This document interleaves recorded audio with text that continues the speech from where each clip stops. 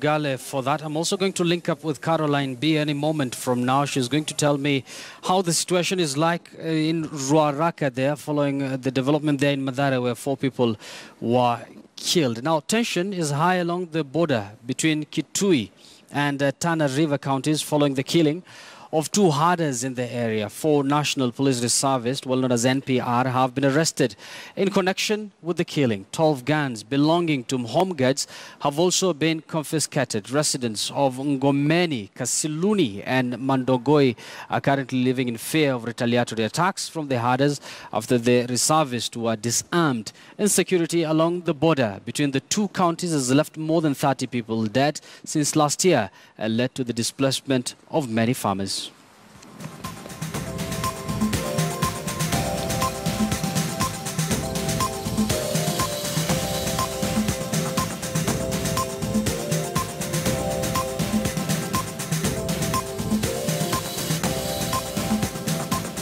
An instance where there was an exchange of fire between herders from the Somali area and the farmers on the side of Mwingi North. Apparently, out of the exchange of fire, there was reported 2 deaths of people of Somali origin, and out of that, 4 people were actually arrested, not 12, and for investigation to find out exactly who was involved in the shooting.